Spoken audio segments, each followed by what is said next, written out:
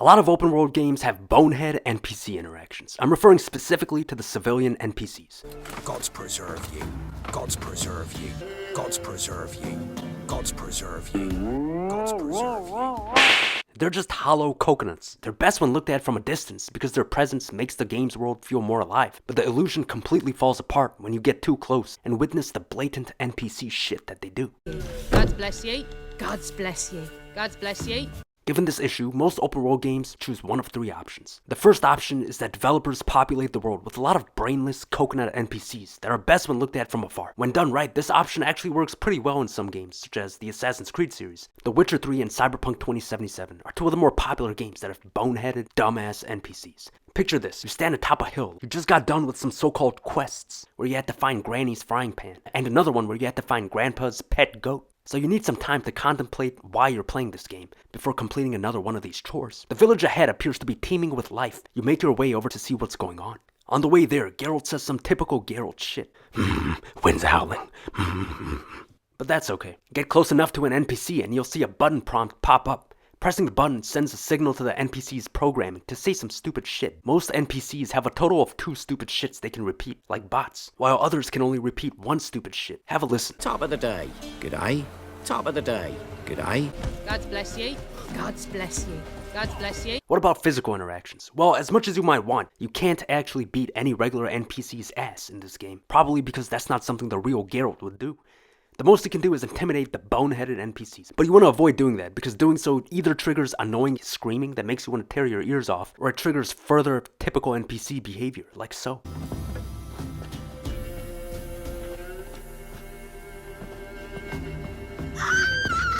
Huh?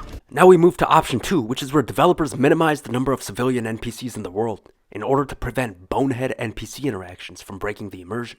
By going this route, developers also bypass the issue of having to program a ton of NPCs to behave believably, which frees up time and resources that they can use to improve other parts of the game. Games that go this route need to provide a story-driven reason as to why there aren't any NPCs around, otherwise it won't make any sense to the player. This is Gotham City, why aren't there any civilians walking around? Why do I only see goons on the streets? Obviously, the true reason is that there's simply no way to have Batman interact with normal civilian NPCs in a way that doesn't end up with Batman looking like an absolute dumbass. Just think about it. Having Batman interact with civilian NPCs on the street would be the most awkward thing ever. He's just gonna be walking around like a boner. Hi, I'm Batman. I am a knight. Fear me, fucker. Nobody would take him seriously. The goofy nature of the whole situation is one of the main reasons Rocksteady avoided having civilian NPCs in the city, methinks. And they made the right decision there. But now they have to back it up with a story-driven reason. Arkham City was a prison, and in Arkham Knight, the evil guy threatened to unleash his killer ass gas throughout the city, so civilians needed to be evacuated. Both games used simple but effective explanations. Despite this, the open worlds in Arkham City and Arkham Knight still feel alive because the goons that populate the street are constantly talking to each other, and a lot of what they have to say is actually interesting. It's not the usual, "Hi, how are you?" "I'm good, how are you?" Oh, I'm good."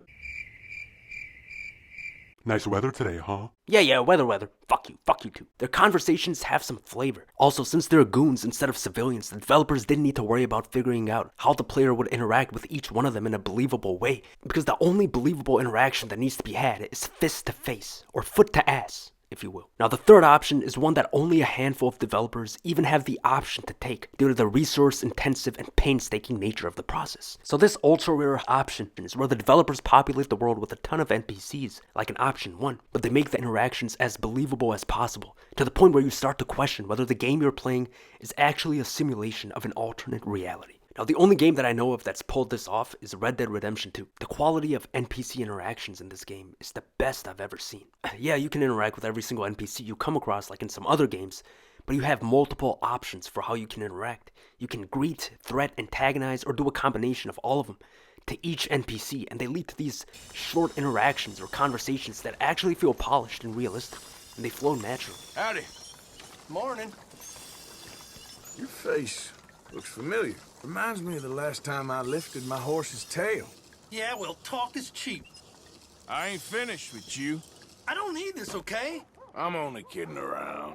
You better hope the next man you pull that with is as reasonable as I am. And the crazy thing is, verbal interactions very rarely feel repetitive or bonehead bot-like. I can't even imagine how much work this took and how many lines of dialogue they've written just for these optional interactions that most players won't even notice. NPCs also have their own daily routine they follow. They react to you differently depending on what you're wearing, or how stinky you are, or what you've done in the past. And there's so much more that I haven't even discovered, and that goes for all of the little details in this game that people are still discovering to this day. Even the horse's balls shapeshift depending on the weather, which I only know about because I heard about it somewhere, alright? Alright, fine, let's just say I ran some experiments. Anyway, Rockstar really didn't have to take it this far, but they did, and created this insane bar for the level of detail in open world games that seems almost insurmountable. Hi there, folks. Now, you ain't wanted around here. Morning, sir. Nice to see some friendly faces around here. Anyway, folks, please don't mind me. See you then. Where did you folks meet? The freak show? What did you say? It's all good. Calm down. You kidding me? Hey, I'm just glad you found each other. You sure you want to thrum my last nerve? Mister? I ain't forgotten your brand of trouble. That meant to be a threat? This is not a game you want to play. Because I can give you one back. Take it! Come on now. You got a problem, pal? Hey, you need me to shut you up? What, you want to start something? I'm about to put some... Calm down. Decided to live, huh? Mister? Morning, mister. Oh, do you have the time there? Ain't something I'd know.